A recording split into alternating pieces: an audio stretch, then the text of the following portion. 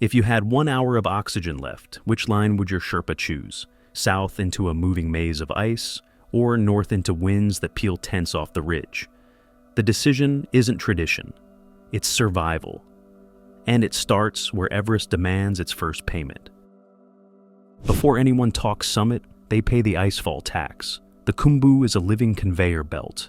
Creaking blocks, tilted ladders, cracks that weren't there yesterday. Sherpas hit it in the coldest hours when the whole maze is most frozen. Headlamps dim, radios low. Every step is a deal with something that doesn't care you're there. Speed helps, timing saves. Too late, and the sun turns steel into slush. Too early, and last night's shifts hide under fresh snow. They read the place by sound, the dull thud of settling, the ping of a rung, the far rumble that means move now. Bridges that sway, lips that rot, safe islands that won't be safe in 10 minutes, mapped in muscle memory.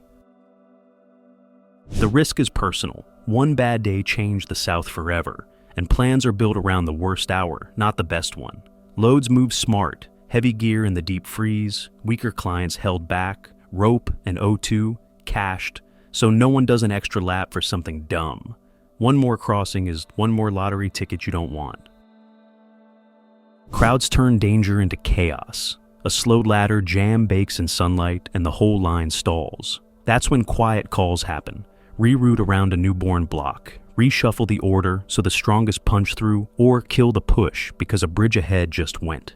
Pride doesn't live here. Judgment does. When the margin thins, soft freeze, fresh cracks, traffic building, leaders shift the schedule to dodge rush hour or hold the team and burn a precious day. Fewer crossings, tighter windows, cleaner lines. That's how you beat the icefall.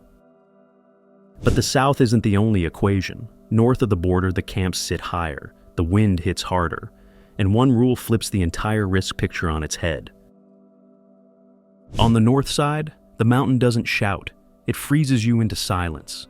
Camps sit higher. The air is thinner. The wind hits like a tax you pay with fingers and toes. Sherpas plan for that from day one. Thicker O2 strategy, warmer gloves in every cache, and a hard rule. If someone fades here, you walk them out. No Healy, no quick lift, just legs and time. The route feels cleaner at first. No moving maze like the icefall. You grind to the North Col, then step up a ladder of altitude. Camp 2, around 7,600, Camp 3 near 8,300, and a long, exposed ridge to the top. It's not chaotic, it's relentless. The steps aren't technical puzzles anymore, but they punish hesitation. Up here, stopping is what gets you cold. Stop long enough, and the plan starts to die. Weather is the real boss. The jet stream drifts, drops, then snaps back with knives. Sherpas watch pressure trends and wind forecasts like a heartbeat monitor. A good window on the north can be brutally cold but steady. That's fine. Cold can be managed. What kills a push is a spike in the gusts that turns the ridge into a conveyor of regret. The traffic helps you less here. Fewer climbers means fewer jams, but also fewer hands if something goes sideways. Teams clip the fixed line, yes, but the rescue line is thinner. So, leaders build redundancy. Extra masks at high camps, spare regulators double-bagged, a strict turnaround time that isn't up for debate. If a valve freezes at 8,300, you don't debate, you drop.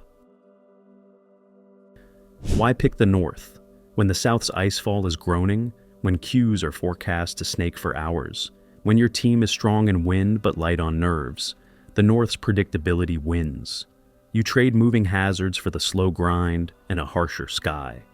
It's a different kind of risk, and some seasons it's the smarter one. But even a smart choice can be undone by other people. On the South, a single crowd can tilt the entire mountain, and the ridge near the top has a history of reminding everyone who's in charge. High on the southeast ridge, time slows where it shouldn't.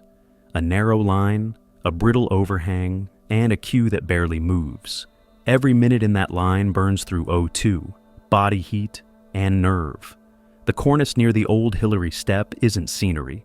It's a trap door with a mood. One crack, one collapse, and the calm turns violent.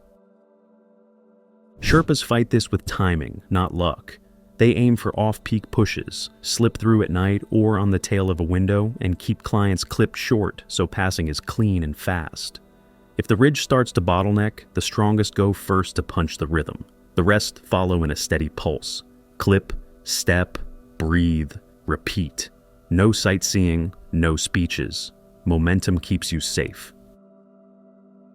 When the snow turns sugary, they favor rock over the edge, even if it's slower. When the wind shakes the line, they widen spacing so one stumble doesn't ripple down the rope.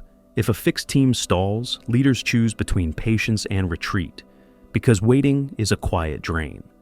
Masks frost, regs freeze, toes go numb, and the easy ridge becomes a slow-motion problem. This is why some seasons the South feels simple and others feel ruthless, not because the route changed, but because the traffic did.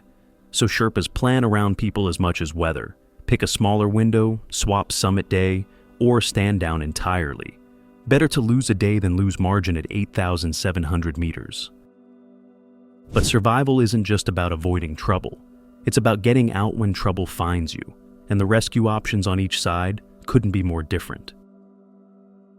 Here's the rule everyone feels, but few say out loud. Rescue speed depends on which side you're on. On the south, if weather cooperates, a pilot can long line into the western CWM, sometimes even higher. That turns hours of hauling into minutes. Broken ankle? You still have a shot if the sky plays nice. On the north, there's no quick lift, no exceptions. If someone fades above the coal, it's rope, sled, and teamwork. Sherpas rotate the load, strip packs to the bone, and move in short, brutal pulls. Oxygen gets rationed with a stopwatch. Decisions get colder than the wind. Who carries, who leads, when to drop a summit plan and save a person instead. Gear choices reflect that reality. South teams cache extra cylinders lower because evac is plausible. North teams stage spares higher because evac is slow. South leaders watch the forecast for flyable more than once a day. North leaders watch turnaround times like a law. On one side, you gamble on a window. On the other, you assume you'll never get one. And that's why the call isn't just about strength or skill. It's about exit strategy. If your team needs margin for mistakes, the South offers a safety valve, sometimes. If your team is disciplined and tough in wind, the North rewards order and patience. But even the best plan can be wrecked by rules you don't control.